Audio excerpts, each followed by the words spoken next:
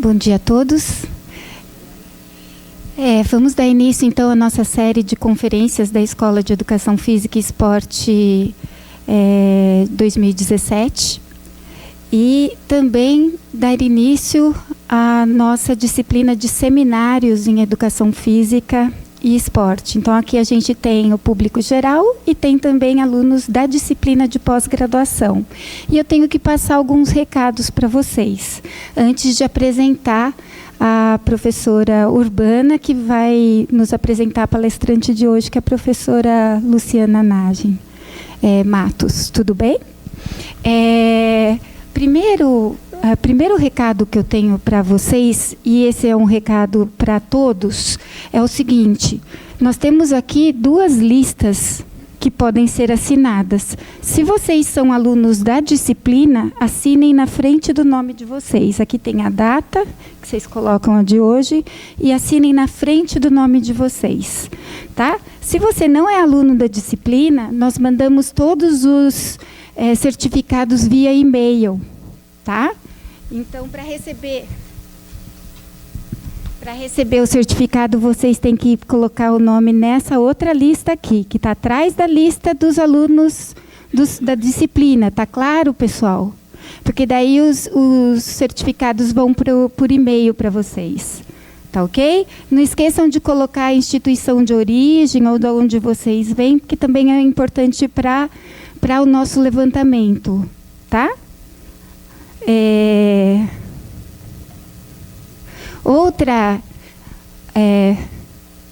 Eu tenho mais uma coisinha para falar para vocês, que é o seguinte: esse ano a nossa pós-graduação completa 40 anos.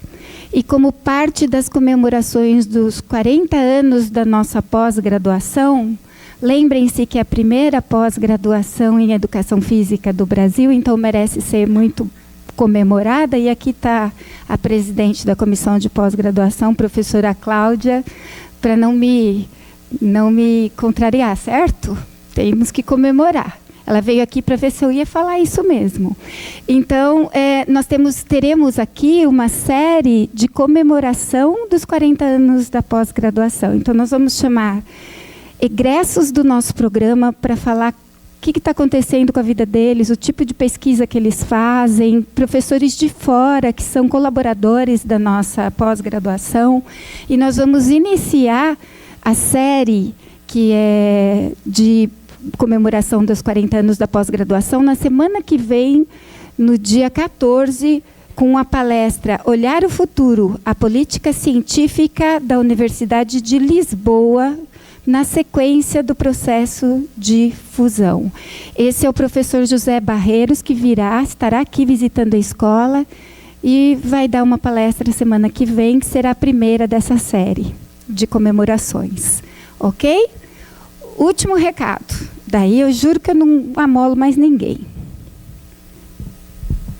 Só um pouquinho, Lu, vou tirar aqui sua palestra. Olha, eu queria mostrar para vocês esse livro aqui. Ele chama A Peste dos Médicos. Esse é um livro que eu estou recomendando para que seja lido até o final do semestre, para o pessoal da disciplina, mas todos estão convidados, tá? Depois eu passo direitinho, eu ia escrever na lousa direitinho o nome do autor, tudo, mas a gente passa para vocês por e-mail. A gente vai ler ao longo do semestre esse livro, ele é uma lição de ciência. E depois eu vou convidar 2 professores no final do curso, e o professor Dantas e o professor Edson, mas principalmente o Dantas, vai liderar uma discussão sobre ciência com vocês baseado nesse livro. Tá bom? Para que a gente também tenha uma discussão científica sobre formação em ciências, descobertas, mudanças de paradigma. Então, esse livro fala muita coisa interessante e a gente elegeu esse livro para o semestre para que a gente possa iniciar esse tipo de discussão. Tá claro, pessoal? E depois, quem tiver dúvida na forma de avaliação da disciplina, pode ficar no final da palestra que eu tiro a dúvida de vocês como é que a gente vai fazer. Ok? Obrigada. Então, sem mais delongas, eu gostaria de passar a palavra à professora Urbana. Obrigada, Bom dia a todos. Primeiramente, também agradecer a presença de todos nessa primeira palestra do nosso ciclo de palestras. E, para mim, é um prazer convidar aqui e apresentar a doutora Luciana Janot de Matos. A doutora Luciana é médica cardiologista, fez o doutorado dela também na área de cardiologia, na Faculdade de Medicina da USP. Atualmente, ela é médica do Centro de Reabilitação do Hospital Israelita Albert Einstein e também é pesquisadora colaboradora do Instituto do Coração do Hospital das Clínicas da Faculdade de Medicina da USP. A doutora Luciana tem bastante experiência na área de cardiologia clínica, com ênfase na prevenção e reabilitação cardiovascular, que ela trabalhou durante muitos anos lá no INCOR, e a parte de fisiologia do exercício e cardiologia do esporte, em que teve a oportunidade de trabalhar num ambulatório especificamente para avaliação de atletas de alto nível e atletas amadores com essa visão da cardiologia do esporte. Atualmente, ela coordena a linha de estudo focada em exercício físico, idosos, doenças cardiovasculares e saúde comportamental. Mas, durante 10 anos, como eu disse para vocês, ela coordenou uma linha de estudo sobre as adaptações do treinamento físico de alta intensidade e doenças cardiovasculares, focando principalmente atletas amadores e profissionais. Essa é uma área que ela tem várias publicações científicas sobre esse tema. Então, posso afirmar para vocês que é um prazer muito grande te receber, Luciana, e é uma pessoa que tem bastante experiência nessa área e, antecipadamente, agradecer a sua presença e, com certeza, a gente vai aprender bastante sobre essa visão do atleta de alto nível e as adaptações que o treinamento físico promove nesses sujeitos, nesses atletas. Obrigada, Lu. É um prazer te ter aqui. Tá? Obrigada, Urbana. Obrigada a todos vocês pela presença. Bom dia. Na verdade, é um grande prazer estar aqui. É uma casa de pessoas que eu admiro muito. Adoro fisiologia. Quem me ensinou fisiologia foram os educadores físicos. Então, assim, e sem vocês, eu jamais conseguiria ter executado tudo isso que eu vou mostrar para vocês. Porque foram através de treinadores, que foram grandes parceiros e acreditaram no que a gente queria estudar e se envolveram e nos nos apresentavam os atletas e que a gente conseguiu realmente executar tudo que eu vou apresentar para vocês. Isso aqui foi um ciclo da minha vida no INCOR, de 10 anos, em que eu realmente estava à frente do ambulatório de cardiologia do exercício e esporte. E aí, nesses 10 anos, eu escolhi esse tema porque exatamente foram nesses 10 anos que a gente foi evoluindo. E os questionamentos de pesquisa que eu faço, geralmente são questionamentos clínicos. Eu gosto de responder aquilo que me intriga na clínica que eu faço. Então, foi por isso que a gente foi querendo questionar e perguntando, e aí assim que sai a pesquisa. E aqui, sem dúvida, eu não poderia dizer que Patrícia, Urbana foram parceiras nessas pesquisas também. Várias pesquisas delas, elas são colaboradoras e são coautoras. Então, eu espero que vocês aproveitem e me dá um certo saudosismo, assim, porque meu coração bate forte por essa área. Vamos lá.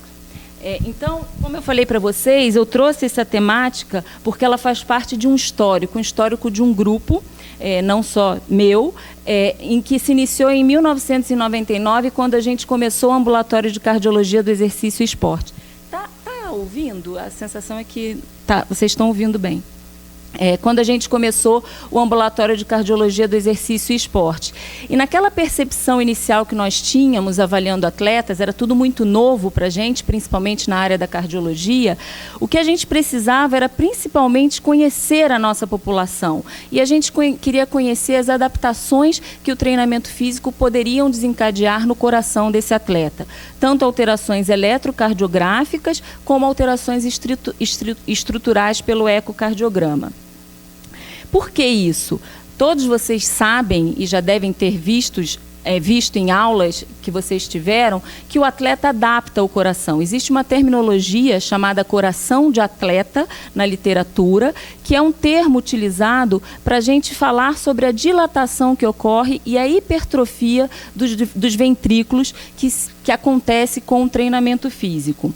E o interessante, o que eu gosto sempre de citar, é que esse conceito ele já dura muito mais de um século. E quem identificou inicialmente isso, e de novo eu volto para a minha observação clínica, que eu acho que é o fundamental, assim como eu falo para os educadores que trabalham comigo e para os fisioterapeutas, o dia a dia de vocês, de ver o paciente treinando, de ver o atleta treinando, traz muita informação que muitas vezes o médico não consegue detectar numa consulta de consultório, foi que ele identificou que fazendo a percussão torácica, ele não tinha ecocardiograma, ele não tinha nada de exame que pudesse dizer isso para ele naquela época, só percutindo o tórax, fazendo uma percussão torácica, ele identificou que os corações dos esquiadores de cross-country, antes e após a realização de um exercício, provavelmente provocava uma dilatação e uma hipertrofia das câmaras direita e esquerda após a execução do exercício físico agudo.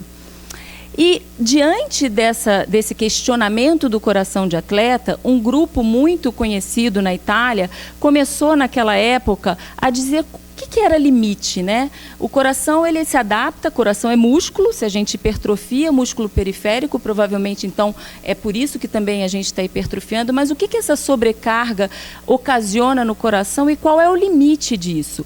E aí o Dr. Pellicci, ele tinha muita experiência, porque na Itália condição sine qua non, esses atletas precisavam já ser avaliados desde aquela época como regra, os profissionais. Ele começou dizendo que existia um limite superior dessa hipertrofia em atletas de elite altamente treinados. E ele identificou que a grande maioria desses atletas tinham, tanto homens quanto mulheres, uma hipertrofia de parede septal que era dentro da normalidade, que só 2% deles ultrapassavam aqueles valores que a gente tinha que começar a pensar em doença. Porque o grande problema dessas hipertrofias é isso, quando elas começam a entrar numa zona em que a gente pode confundir isso com doença. E isso sim existe. E aí, sequencialmente, ele não queria ver só a hipertrofia do ponto de vista concêntrico, do ponto de vista de aumento de massa. Ele queria ver também o quanto era possível um atleta de elite dilatar esse coração. E o Dr. Pellicci, ele tinha mais de 1.000 atletas avaliados, uma grande maioria de homens, com idades variadas e modalidades esportivas variadas, mas que ele já acompanhava e tinha um treinamento médio de treinamento de 7 anos. E nesse segundo trabalho, o que ele trouxe para nós na literatura é de que, de novo, tanto homens quanto mulheres, eles têm uma variabilidade nessa adaptação da dilatação cardíaca, mas a grande maioria fica dentro de uma variação normal. O coração do atleta tem um limite e a grande maior parte desses atletas que vão dilatar esse coração vão dilatar dentro de uma normalidade.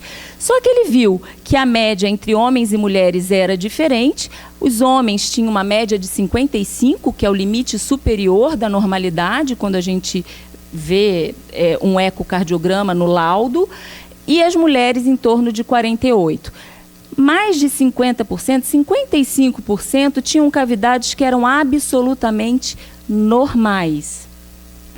45% ultrapassava dessa normalidade, mas só, e não tão só, 14% chegavam no limite que a gente tem que começar a pensar se é só realmente fisiológico ou se tem alguma doença por trás dessa dilatação.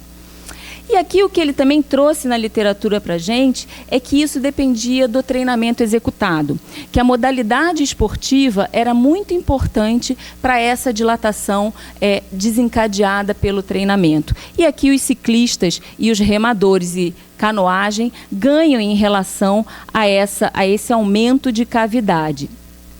O grande interessante desse trabalho foi que ele conseguiu mostrar que nesses atletas de alto rendimento, essa dimensão realmente varia muito. Mas só em um percentual de 14%, como eu falei para vocês, que tem um aumento em que a gente vai ter que desconfiar se a gente não está diante de uma doença.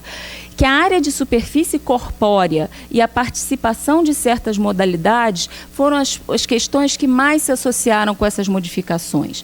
Então, é claro, eu, comparada a uma pessoa que tem 2 vezes o meu tamanho, uma jogadora de basquete, ou até mesmo a outras modalidades, mas que causem mais hipertrofia, sou muito diferente só pela área de superfície. Isso precisa ser ajustado. Então, não adianta nós identificarmos um laudo, vermos um laudo e considerarmos que aquilo está alterado sem considerarmos a área de superfície corporal da pessoa avaliada.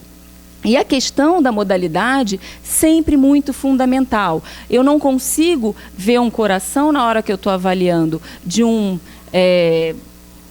jogador de bocha ou de ping-pong e comparar com um remador e achar que eles são comparáveis. Não, não são. E aí eu também tenho que ter essa crítica clínica para saber se aquilo que eu estou vendo está de acordo com o treinamento que o atleta desenvolve.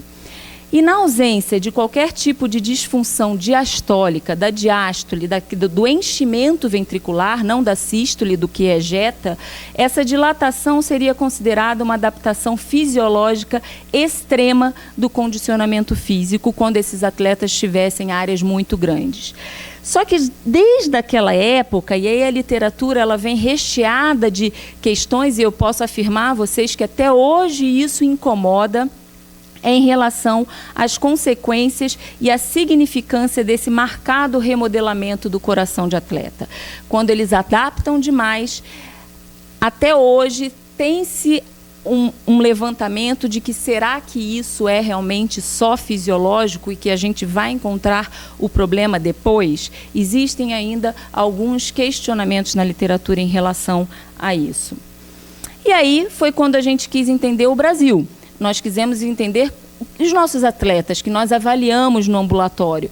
Naquela época, a gente tentou identificar as características cardíacas e metabólicas só de corredores de longa distância no nosso ambulatório. E o que a gente quis ver é exatamente quais eram os parâmetros cardíacos, eletrocardiográficos e funcionais e as respostas ao esforço desses atletas que nós tínhamos.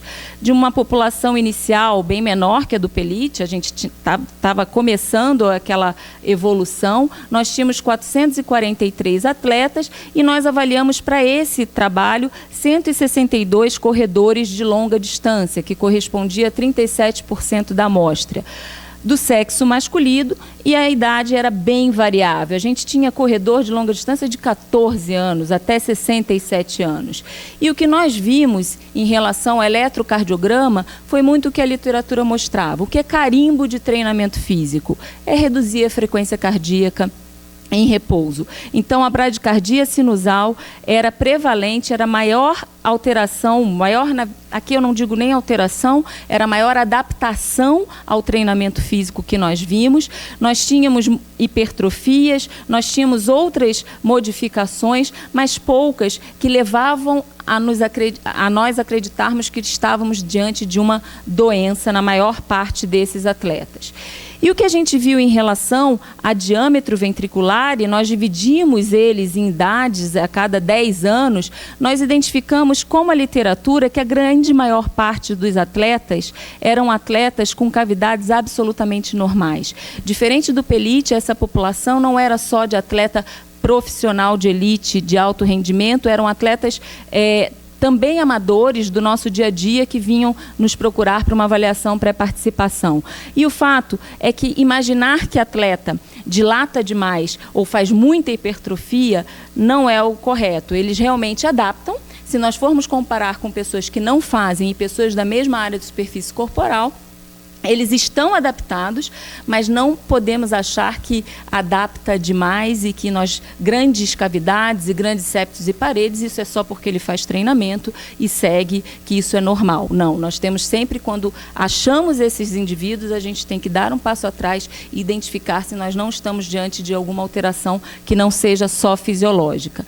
E, de novo, todos com função ventricular, a função do coração absolutamente normal. Uma das coisas que nos intrigava naquela época e que chamava a nossa atenção, até porque era o que era mais prevalente, que era essa bradicardia, que era a diminuição da frequência cardíaca de repouso, era que alguns atletas faziam bradicardias extremamente intensas. Nós sabíamos que existia uma classificação de bradicardia onde a severa era colocada em frequências abaixo de 41 batimentos. A moderada entre 41 e 50 e a leve de 51 a 60. Tínhamos atletas maratonistas que tinham frequências de repouso, na verdade não muitos, isso aqui é uma adaptação extrema, de 27 batimentos em repouso. Isso nos intrigava, como em repouso, ele parado, com 27 batimentos. Como é possível essa adaptação? E nós tínhamos atletas com 30, 35 é até mais, a gente acaba, quem vê muito, acaba vendo. Eu confesso que na época eu acabava achando esquisito ter a frequência cardíaca de 75, 80. Eu falava, não, Luciana, calma, isso é normal, né? O outro é muito adaptado. Então, 27 batimentos, e isso chamava a nossa atenção. Por que alguns fazem essas bradicardias tão intensas e outros não? E aí, nós íamos à literatura e nós sabíamos que sexo podia estar envolvido com essa bradicardia, o nível de treinamento, se ele era elite ou se ele era amador, podia estar envolvido, o tempo de treinamento competitivo que esse atleta estava já inserido nesse treinamento poderia ter relação, a modalidade esportiva e o período de treinamento físico. Nós sabíamos que tudo isso podia influenciar a resposta dessa bradicardia no atleta. Nós sabíamos também que existiam mecanismos que causavam essa bradicardia. Isso está na literatura. Existem adaptações que são adaptações autonômicas, o que é isso? É o sistema vagal e simpático. Então, a literatura dizia para a gente, eles fazem isso porque eles têm um aumento da atividade vagal. Não, eles não fazem isso pelo aumento da atividade vagal, mas sim por uma diminuição da atividade simpática. E ainda tinham outros estudos que mostravam para a gente assim, não é vago, não é simpático. Na verdade, o atleta tem a capacidade de mudar a célula marca-passo do coração. Aquela célula que comanda o estímulo é modificada. Existe uma mudança na frequência intrínseca do coração. O que é isso? Aquela frequência cardíaca que não depende nem do sistema vagal, nem do sistema simpático. Se eu excluir esses dois sistemas, eu tenho ainda um ritmo que é dado pela minha célula marca-passo. E alguns estudos diziam, os atletas diminuem a frequência cardíaca intrínseca.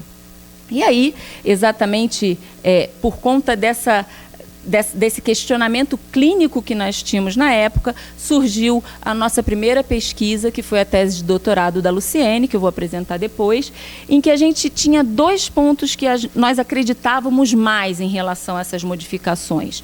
Um deles era em relação à modalidade esportiva. Os trabalhos que falavam para a gente sobre os mecanismos, eles comparavam os atletas com controles normais. Será que entre atletas existiam diferenças? Será que o corredor era igual ao ciclista? Será que era igual a outras modalidades? Então, a gente tinha essa dúvida. O quanto a modalidade esportiva, porque a gente sabe que cada modalidade tem um componente dinâmico e um componente estático diferente, poderiam estar relacionados a essas alterações. E uma outra questão que nos chamava a atenção e que nós acreditávamos que poderia fazer diferença nessa resposta da frequência cardíaca era em relação ao período de treinamento. E Elamo, lá em 2002, publicou numa revista da cardiologia, dizendo que remadores que ele avaliou mudavam durante o seu período de treinamento de uma condição de aumento do vago para aumento de simpático no momento pré-competitivo. Tinha uma série de questões, porque ele não fez isso numa periodização prolongada, ele fez isso num período em que o atleta estava já para ser treinado, ele avaliou isso logo depois de uma sessão de treinamento, e isso nós tínhamos em questionamento. Será que realmente esse simpático aumenta nesse momento competitivo e o vagal que é o destreino que faz com que haja essa resposta de bradicardia? E aí, foi como eu falei, surgiu a tese da Luciene. A ideia da tese da Luciene era comparar as modalidades, nós comparamos ciclistas e corredores numa periodização prolongada, num período de transição versus um período competitivo. Acompanhamos eles durante esse ano todo de periodização e fizemos os experimentos no momento em que eles estavam no ápice de treinamento e no momento em que eles estavam sem treinamento nenhum. E fomos atrás dessas adaptações autonômicas e cardiovasculares nesses atletas. Esse trabalho foi publicado em 2014 e o objetivo era exatamente esse que eu falei para vocês, investigar a influência da modalidade esportiva na bradicardia de repouso e os seus mecanismos de controle e a relação entre esses mecanismos e as adaptações estruturais. Se tinha relação do que eu via no eletro, do que eu via na parte autonômica, para o que eu via na parte estrutural cardíaca desses pacientes, desses atletas. Nós conseguimos 13 corredores e 11 ciclistas profissionais, eram todos profissionais, aqui atletas de alto rendimento mesmo. Nós fizemos bloqueio farmacológico, não pensem que isso foi fácil. Bloqueamos esses atletas com atropina e com beta-bloqueador. Realizamos para isso, para a gente ver o efeito vagal, a frequência cardíaca intrínseca, as modulações simpática e parasimpática, e vimos toda a parte de balanço autonômico. Fizemos a norepinefrina plasmática e ecocardiograma, além de várias outras avaliações. Ficou muito pequeno, mas para vocês terem uma ideia, esses corredores eram os top 10 do Brasil e os ciclistas o top 5. A gente conseguiu pegar uma monta que eram realmente atletas de elite, de alto rendimento e os melhores naquela ocasião relacionado para o Brasil. Para vocês terem uma ideia, eles estavam engajados em anos de treinamento muito similar, os corredores por volta de 7,4 anos, os ciclistas 9,6. A média de quilometragem semanal desses atletas corredores no ápice, no período competitivo, era de 185 quilômetros por semana, contra 826 quilômetros dos ciclistas. A idade deles tinha uma discreta diferença, mas é uma característica da modalidade. Os ciclistas eram um pouco mais novos, mas não tinha alteração em relação à área de superfície. A área de superfície corpórea era diferente, isso foi tudo corrigido para a área de superfície corpórea.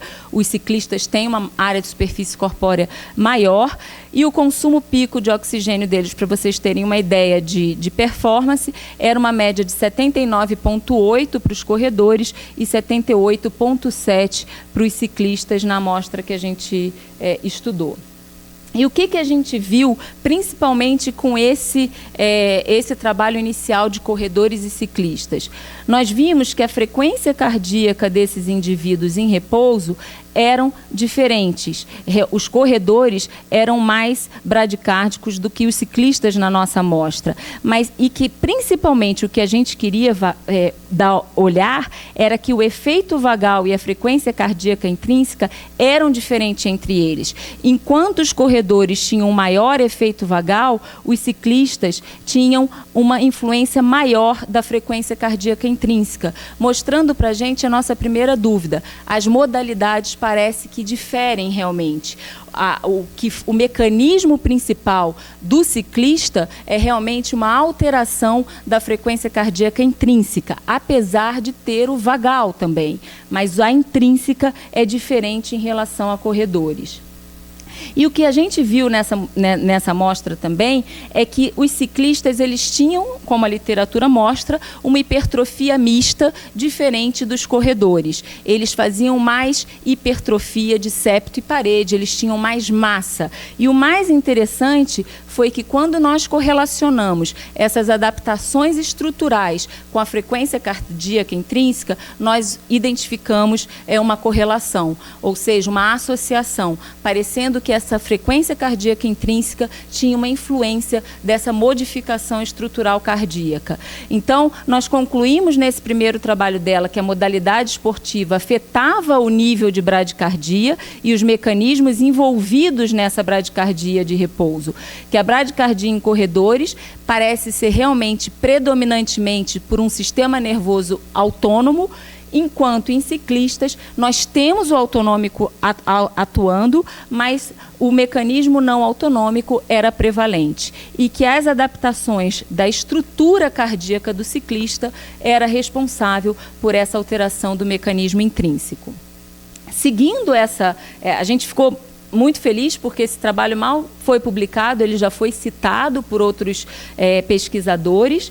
E aí, ano passado, a gente publicou a segunda parte desse trabalho, que foi só em ciclistas. O que a gente, nesse momento, queria ver? Se a predominância desse mecanismo intrínseco e se a sensibilidade barorreflexa desses corredores, desses ciclistas profissionais, como é que ela era entre os períodos, num período em que eu estava altamente treinado e num período em que os ciclistas estavam numa fase de transição.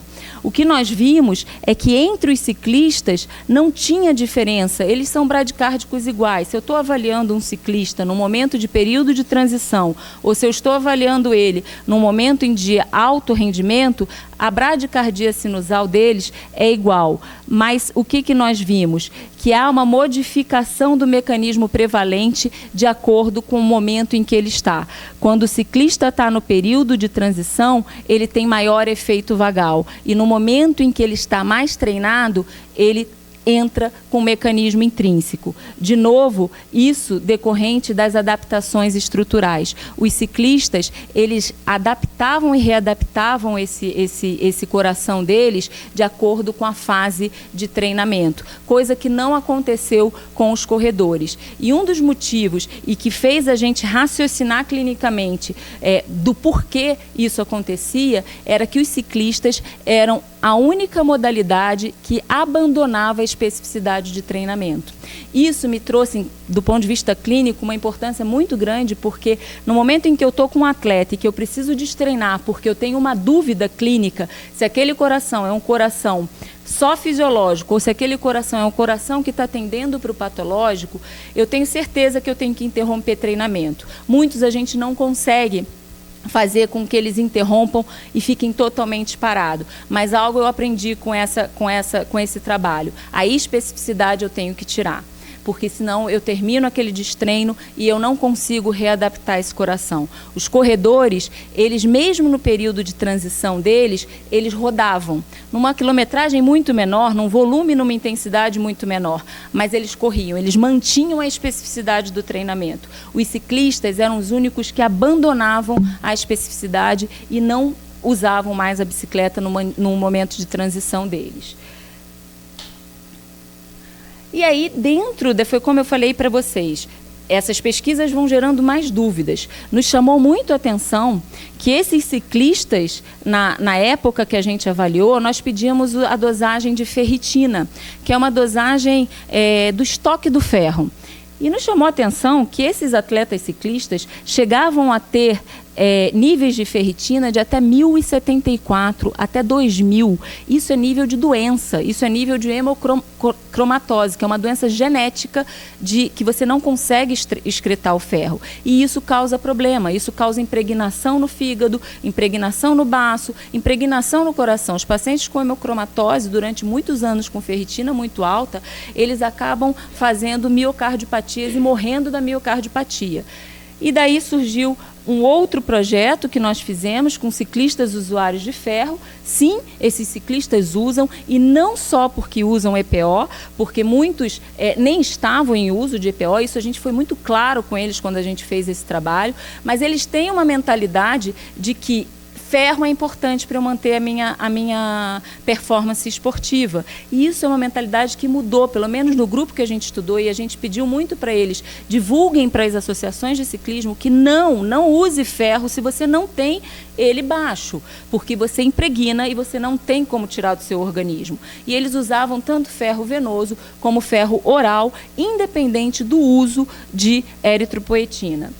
E aí, naquela época, eu já estava no Einstein, e eu assistindo uma palestra de homocromatose, eu falei, meu Deus, eles devem estar impregnados, vamos estudar essa parte desses atletas. Para vocês terem uma ideia, dos atletas que nós pegamos, eles tinham um consumo intravenoso e oral de mais de quase 50 mil miligramas de ferro, de uso de ferro, absurdamente elevado. E eles faziam isso já por volta de 4,5 anos no ferro intravenoso e 4 anos de ferro oral. Então, é uma conduta. Você entra no ciclismo, você precisa de ferro. Um vai falando para o outro e isso vira uma regra.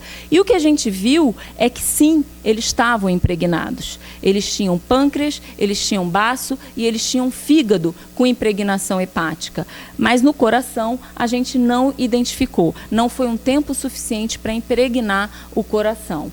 O que mais foi interessante nesse trabalho é que a gente conseguiu ver o limite em que isso começa a acontecer. Porque isso a gente vê por uma técnica de ressonância. Eu não vou sair pedindo ressonância para todo mundo. Então, a gente conseguiu ver que níveis a partir de 1000, você com certeza já tem uma tendência a encontrar impregnação férrica em órgão, e que aí a gente teria que fazer um tratamento mais adequado. Então, o que nós vimos é que essas elevadas doses de suplementação de ferro, que era usada por ciclistas profissionais, promovia a impregnação de órgãos abdominais, mimetizando a hemocromatose, que é uma doença genética, que não houve impregnação cardíaca, então esse uso durante 4 anos não foi suficiente para causar a impregnação, nem disfunção. E o que mais foi interessante é que a gente conseguiu ver essa relação entre o nível de ferritina, que é um exame de sangue, com essa impregnação. Então, se o atleta está com 1000 ou acima, esse atleta precisa ser melhor avaliado, porque tiveram alguns atletas que nós tivemos que fazer sangria. A sangria é tirar o sangue e jogar fora, porque aquele sangue não pode ser nem doado, por conta de... Se você tiver algum paciente hematológico para receber esse sangue não pode ser dado a ele.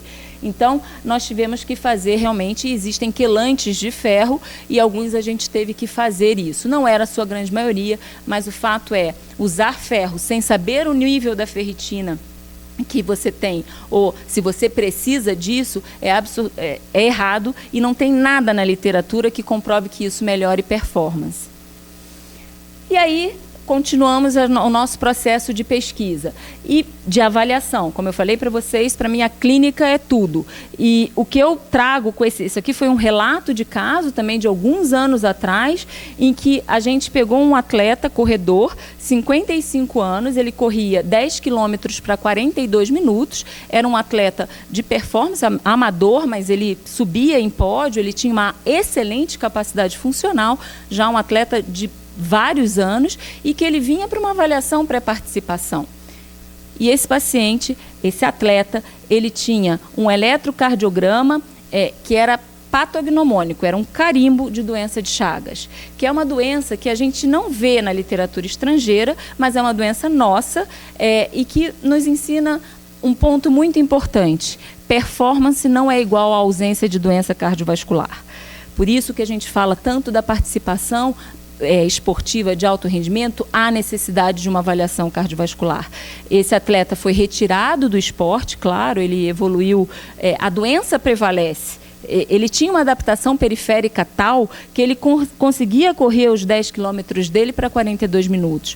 Mas a doença evoluiu, esse paciente precisou colocar um cardiodesfibrilador, ele precisou de uma série de intervenções, ele continuava fazendo atividade física. Nós também não podemos desadaptar o atleta que sai do esporte, porque se a gente desadaptar, ele fica sintomático, ele tinha uma adaptação periférica que eu não podia simplesmente interromper tudo, mas nós passamos ele para um outro nível de atividade, mas muito além do que eu faço no centro de reabilitação com cardiopata que nunca fez atividade física.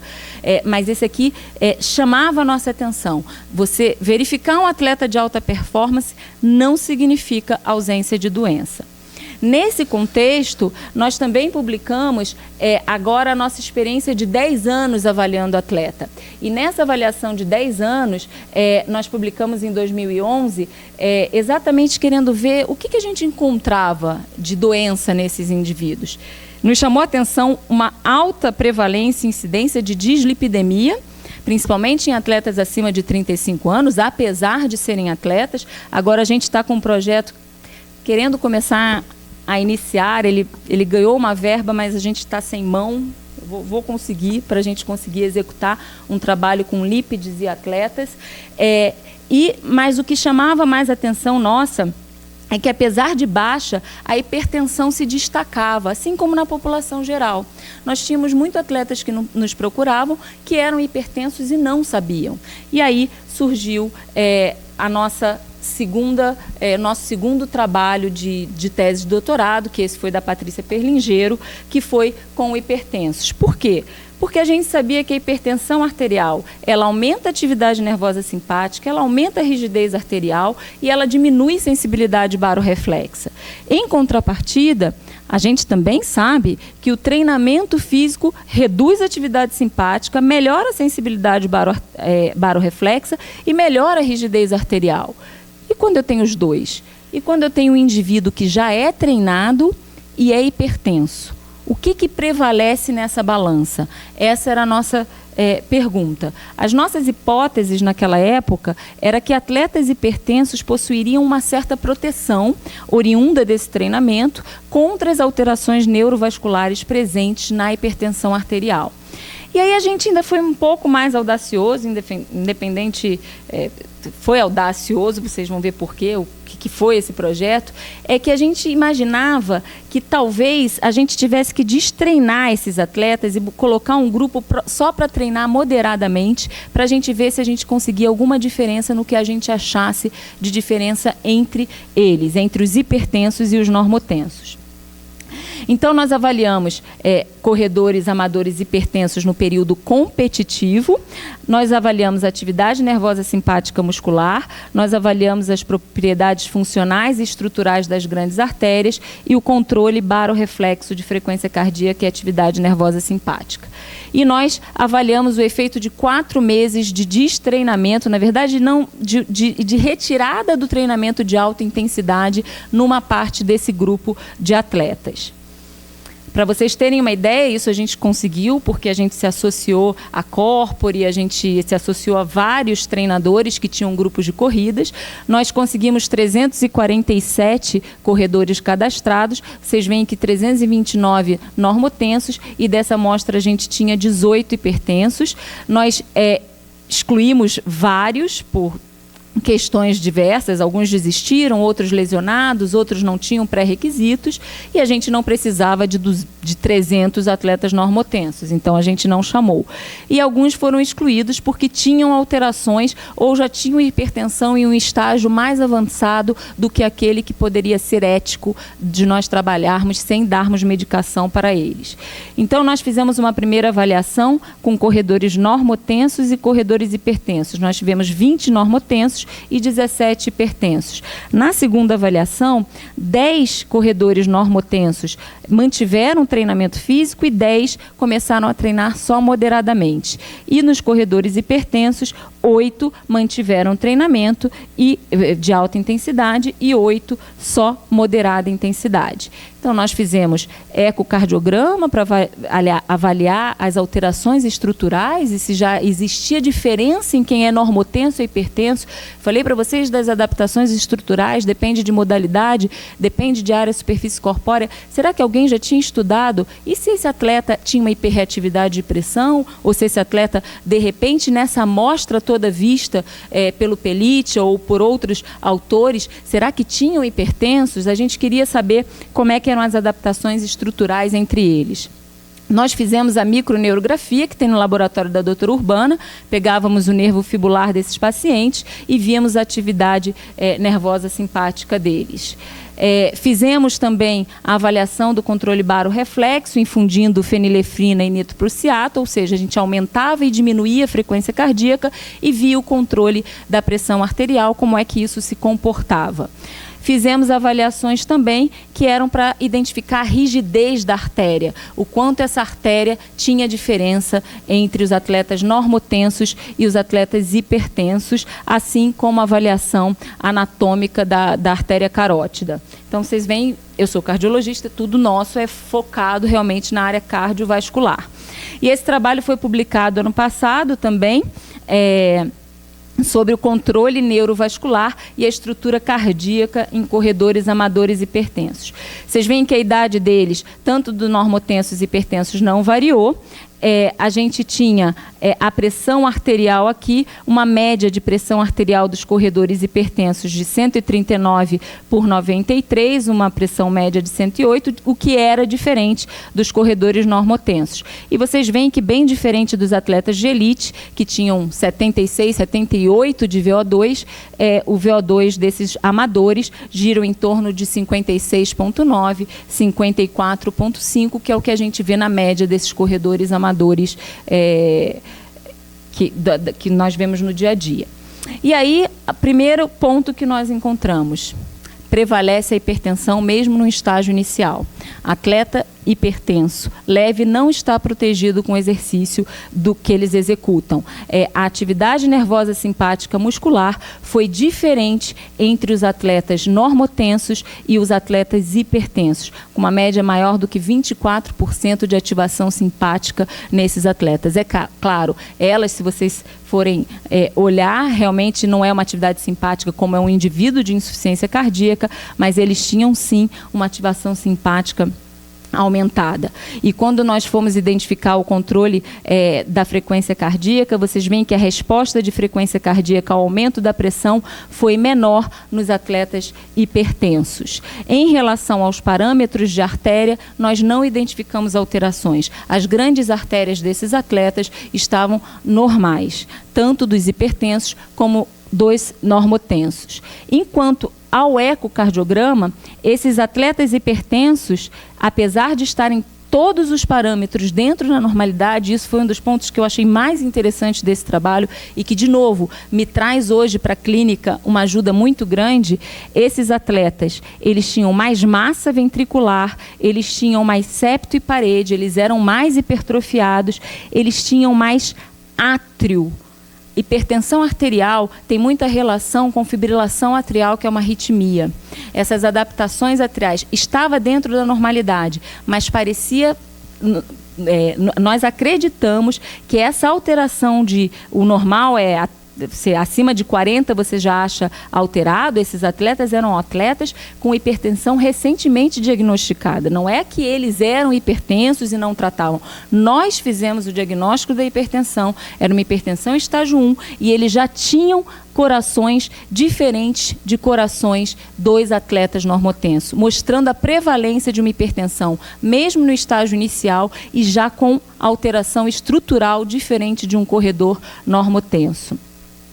E aí, nessa nossa conclusão do trabalho, nós verificamos que sim, existe uma hiperatividade simpática envolvida nesses mecanismos dos atletas amadores corredores e que essas alterações estruturais cardíacas e a diminuição do barorreflexo da frequência cardíaca sugeriam uma limitada proteção do treinamento. Esse tipo de treinamento não era um treinamento protetor. A hipertensão, a doença prevalece. Vamos lembrar que quando eu treino, eu dou um estímulo, eu interrompo o estímulo, mas quando eu sou hipertenso, eu mantenho um estímulo de sobrecarga e que isso sempre vai prevalecer. Precisa ser tratado, mesmo numa fase inicial de hipertensão. O controle baro para atividade simpática e as propriedades elásticas, nós não vimos diferenças nessa amostra. E aí nós fizemos essa redução do treinamento. Infelizmente ainda não publicamos essa segunda parte, porque a amostra ficou muito pequena.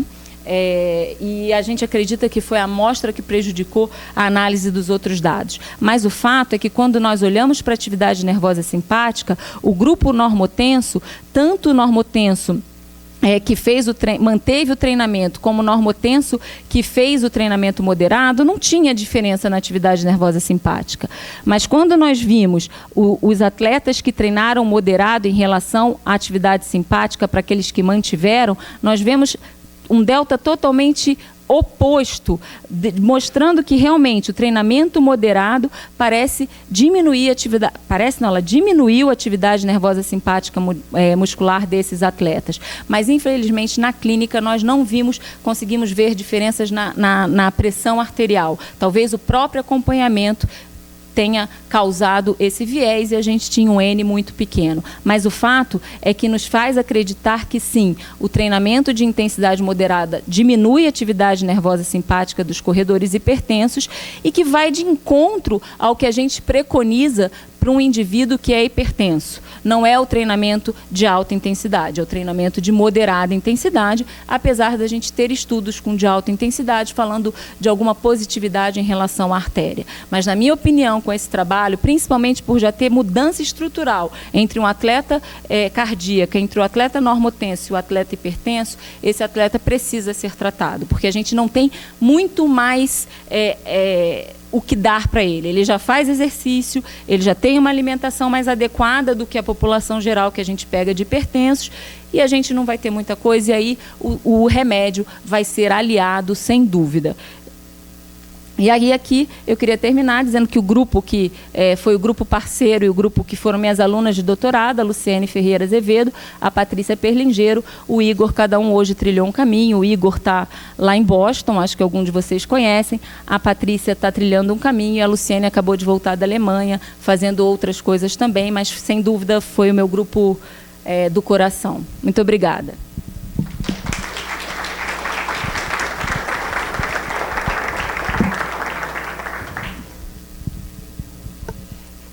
Pessoal, muito obrigada, Lu, pela palestra. Espera aí que tem perguntas, agora a gente abre. Eu queria abrir... Você não quer tomar uma aguinha? Você não tomou nada de água?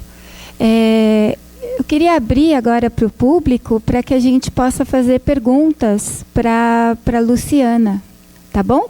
Eu gostaria que vocês se apresentassem e para que ela também saiba de onde vocês são. Espera aí, Gui, deixa eu passar para você. Pega o outro ali, Lu, vê se está funcionando.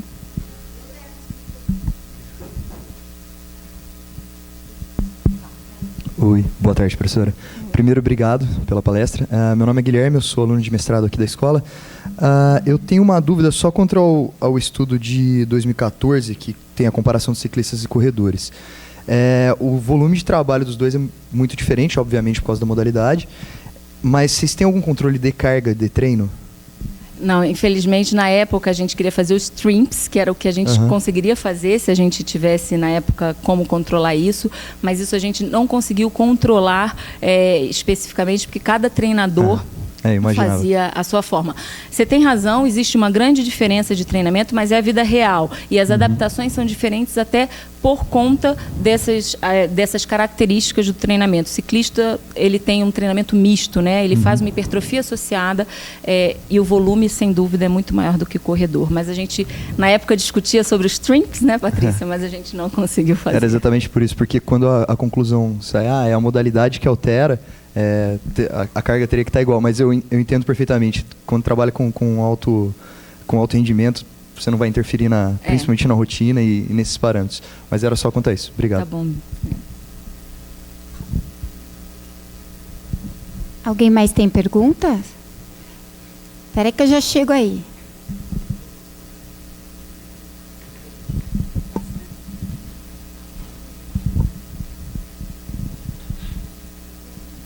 Boa tarde.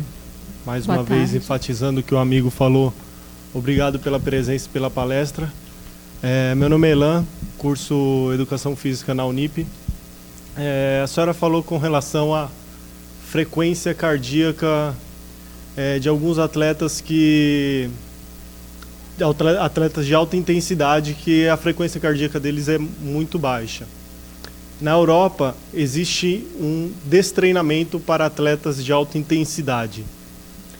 existe algo relacionado a se a frequência cardíaca, quando esses atletas são destreinados, se a frequência cardíaca deles, elas retornam à normalidade? Eu vou te passar a minha experiência clínica. Não retornam a níveis que a gente considere acima de uma bradicardia sinusal. Eu já tive atletas que tinham pausas sinusais muito importantes e que a gente teve que suspender treinamento, porque a bradicardia sinusal, ela na verdade, ela não incomoda se você tem um cronotropismo que vai normal, quando você põe no esforço. Ela me incomoda sim, porque esse atleta que adapta demais a frequência, lá na frente me incomoda porque eu posso ver fibrilação atrial. É o que a gente... Assim, mas isso é uma questão clínica que eu vejo no meu dia a dia, tá? Agora, se você reduzir, você pode conseguir aumentar um pouco os batimentos, mas você não vai aumentar a níveis de achar que esse paciente de 27 vai para 60. Não vai. Isso é uma coisa intrigante. Eles realmente fazem uma adaptação que eles não voltam para a normalidade. Ou eles teriam que parar totalmente, serem muito sedentários, mas aí eu não tenho essa resposta para te dar. Um curto período de destreino não vai fazer essa bradicardia. Tanto que no trabalho da Luciene, a gente viu que o ciclista, mesmo na fase que ele estava destreinado, entre aspas, a frequência cardíaca dele era igual. E nós tínhamos vários com bradicardias abaixo de 40. Isso não volta. Ok, obrigado. Nada.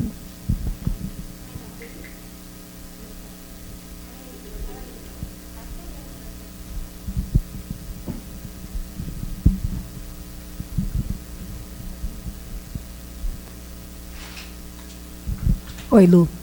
Acho que eu não preciso me apresentar, né? Bom, primeiro, parabéns pelo trabalho. Sou a Cláudia Forjás, professora aqui da escola. Primeiro, assim, obviamente que é uma linha muito interessante, né? Uma linha que vocês começaram lá no Incor há um tempo atrás. E, assim, a minha questão é em relação a esse último, claro, né? A hipertensão, o atleta hipertenso. E você colocou, né, a hipótese de vocês para que esse atleta hipertenso continuasse tendo alterações, apesar de estar treinando, é que talvez esse treino não consiga ter esse efeito. Eu não poderia pensar o contrário. A gente sabe que mesmo com um treinamento moderado, adequado e etc., tem uma parcela das pessoas que não respondem a esse treino. Será que exatamente por você já ter pego o atleta e ele ser hipertenso, será que você não está pegando exatamente essa parcela? Ou seja, será que uma parte daquele grupo que está normotenso está respondendo a esse treino? Quer dizer, a questão não é o treino não funcionar, mas você está pegando talvez exatamente esse subgrupo, que é o grupo não respondedor a esse tipo específico de treino. E aí, quando você muda o treino para uma menor intensidade, ou mesmo se você mudasse para um outro tipo de modalidade, alguma coisa assim, talvez esse grupo respondesse? Talvez essa seja uma questão interessante. É interessante, Cláudia. Agora, o que chamou a atenção da gente, que por isso que a gente teve dificuldade no segundo, o N ficou muito pequeno, você vê que a proporção é menor, realmente. A gente não tem tantos foi pequena. Mas o treinamento mantido de alta intensidade, eles também reduziram pressão na segunda avaliação. Eu não sei se o acompanhamento fez com que eles estivessem mais próximos da gente, o fato que a gente não achou diferença. A gente esperaria que com um treinamento moderado a gente tivesse conseguido cair a pressão arterial. A gente caiu, mas o outro também caiu. Então, acho que com o N a gente não conseguiu. Mas eu entendi a sua lógica de raciocinar que a gente está protegendo uma massa muito grande e a gente pegou uma parcela que não seria protegida porque não é responsiva ao exercício. A minha única dúvida é por que então cai, a atividade simpática quando a gente diminui esse treinamento? Ele é responsivo a alguma coisa. Talvez ao treino de alta intensidade que tem um influenciador nessa ativação simpática. Mas a gente não conseguiu responder porque os dois diminuíram pressão arterial. Mas eu só tinha 8 em cada grupo, então acho que isso me prejudicou muito. Mas é uma limitação do estudo, sem dúvida. Eu não posso ser tão taxativa de dizer que o exercício de alta intensidade é proibitivo. O que eu digo é, esse atleta precisa ser tratado. Se ele continua sendo hipertenso, fazendo a atividade física dele, não adianta, você precisa tratar, porque senão... O que mais me chamou a atenção nesse trabalho foi eles terem eco diferente do atleta normotenso, em parâmetros que são parâmetros da hipertensão, átrio, massa, então isso me chama a atenção, mas sem dúvida eu vou ficar com essa limitação de talvez poder ter pego essa parcela.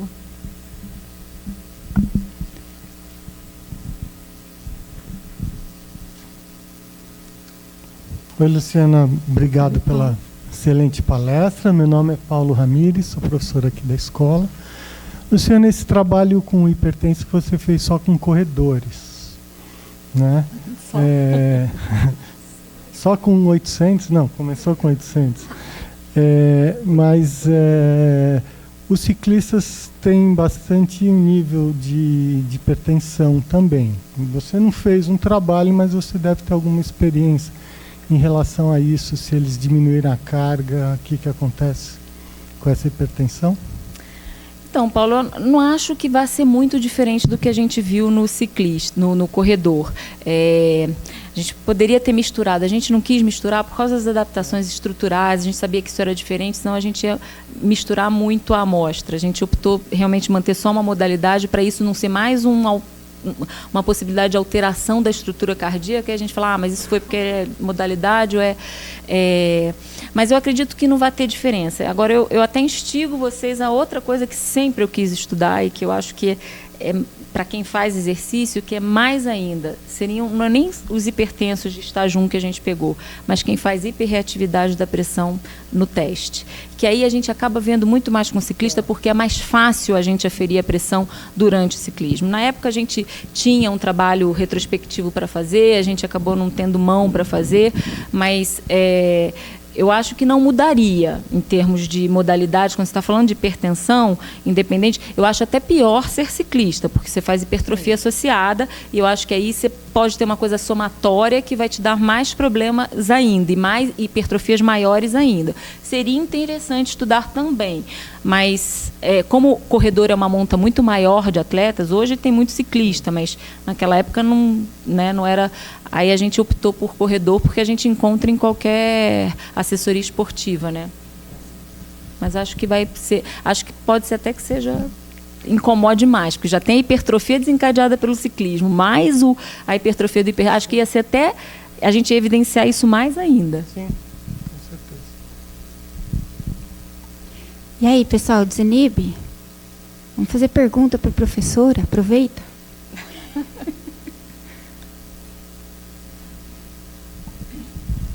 Lu, só para o pessoal, como é que você lida com a questão do anabolizante nesses projetos?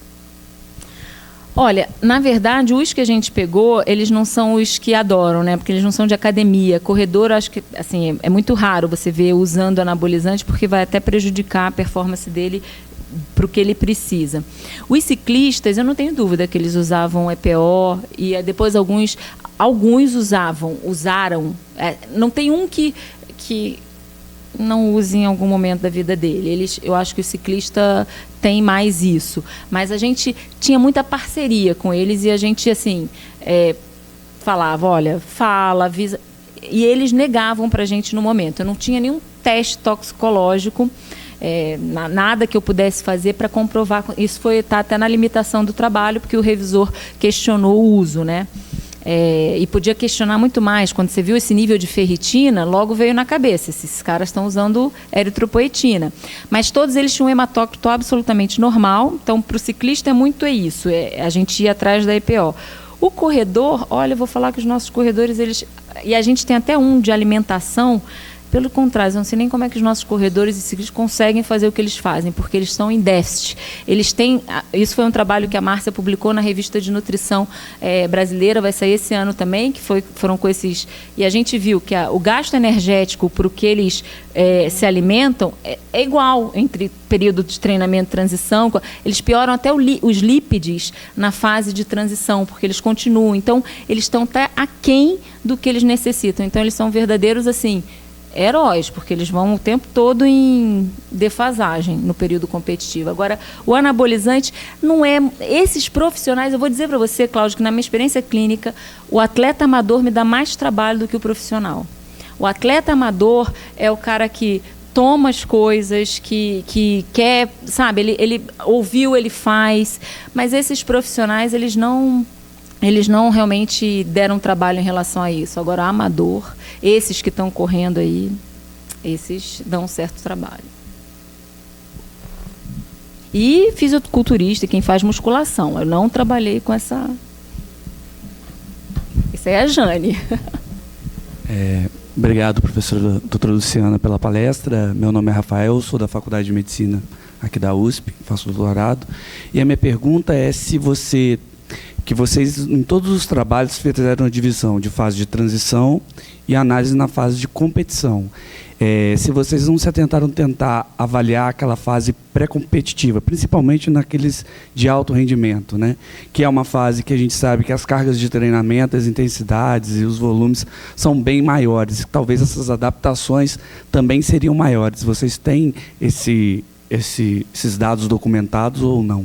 Nesse caso, a gente optou pegar o pico, assim, a principal prova deles, ao momento em que ele estaria com a maior performance deles. A gente não podia pegar o pré-imediato, porque isso ia, assim, o atleta não vai querer ser avaliado nessa hora, né? Ainda mais com tudo que a gente fez, infundir droga, tudo. Então, a gente não fazia pré, a gente fazia imediatamente, assim, ele estava dentro daquele período competitivo, mas não obrigatoriamente que a competição dele fosse semana que vem, senão a gente não ia conseguir fazer o trabalho. O Elamo, ele fez nessa fase, ele fez dentro de uma cadeia curta de competitivo e ele viu o aumento do simpático nessa fase pré. Só que aí que está o critério, ele não deixou esses atletas em repouso, e aí se eu não deixo, esse simpático pode ser só uma resposta, e a gente fez isso propositalmente, porque se eu avalio nessa fase, o simpático pode estar alterado por conta do treinamento. Se eu não espero uma fase, e eles não iam ficar 48 horas sem treinar numa fase dessa. E a gente precisava disso. Então, a gente optou por essa fase propositalmente, porque a gente sabia que eles iam estar em alta performance e a gente não ia ter essa influência do treinamento em si dessa fase de competição. Mas eu não acredito que vai ter muita diferença disso que você está dizendo, dessa fase, porque é muito próximo o que a gente avaliou do que isso que você está colocando. O que tem são alguns trabalhos que mostram imediatamente após uma prova.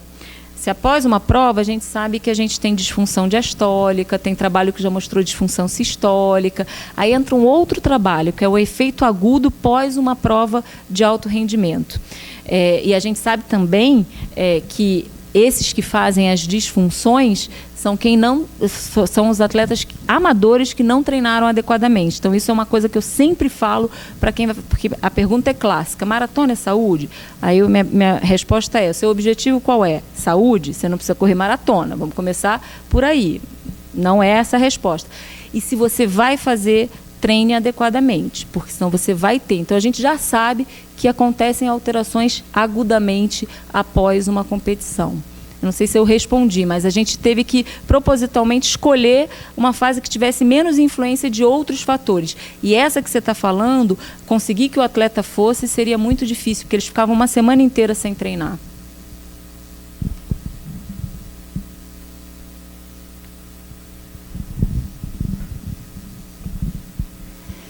Pessoal, mais alguma pergunta? Deixa eu ver. Não?